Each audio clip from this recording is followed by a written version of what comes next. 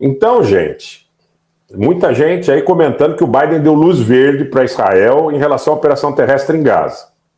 Essa operação terrestre em Gaza, se ela se consumar, ela pode ser custosa a nível militar e ela pode ser muito custosa a nível político.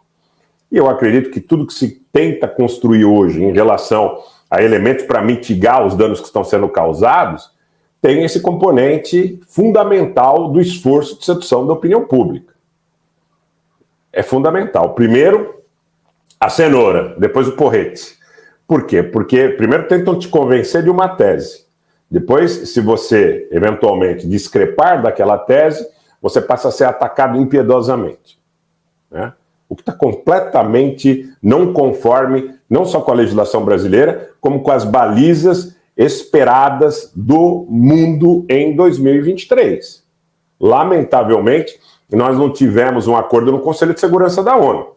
A proposta do Brasil hoje não passou. Teve o veto dos Estados Unidos, teve a abstenção da Rússia, teve a maioria de votos, mas com o veto dos Estados Unidos ela não foi aprovada. E ela pediu um cessar-fogo e condenava as ações de terrorismo.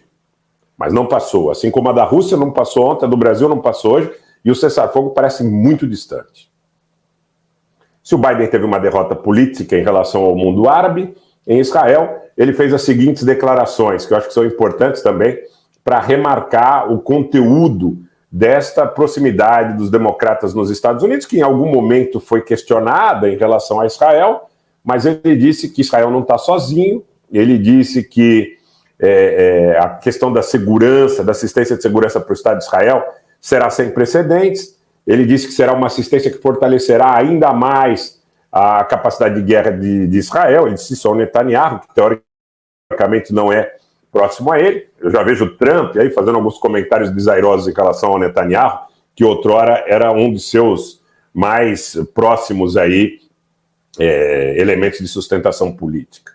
Biden disse que dará a Israel tudo o que for necessário na sua batalha contra o terrorismo e alertou os inimigos do país contra a regionalização da guerra durante uma visita de solidariedade de um dia a Israel. Abre aspas, vim a Israel com uma mensagem simples, vocês não estão sozinhos, fecha aspas, disse o Biden aos repórteres em Tel Aviv no final dessa breve visita de solidariedade nesta quarta-feira, na qual passou o dia abraçando e elogiando as autoridades israelenses.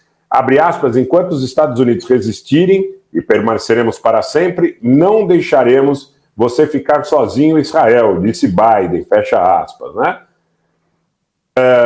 Ele começou o dia abraçando Netanyahu e o presidente Isaac Herzog, que o encontraram no aeroporto quando ele pousou. Biden desembarcou no 12º dia da Guerra de Gaza, apelidada pelas Forças de Defesa de Israel de Operação Espadas de Ferro. Pois bem, cerca de 200 a 250 israelenses e estrangeiros estão na faixa de Gaza com o Hamas, com o Jihad Islâmico, eventualmente outros grupos, como cativos. Então, eu quero dizer para vocês que, neste caso, é importante que se frise.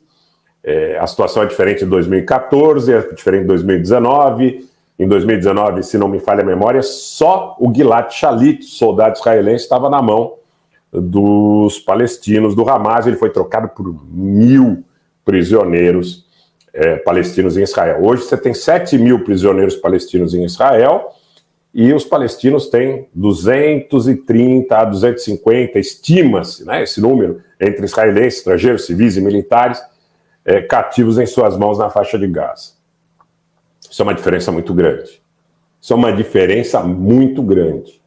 E a situação política ela ficou muito conturbada a partir de ontem, porque as reações, como eu disse, não apenas no mundo árabe e no islâmico, mas no mundo foram muito grandes em função do acontecimento que nós retratamos ontem, inclusive com primazia.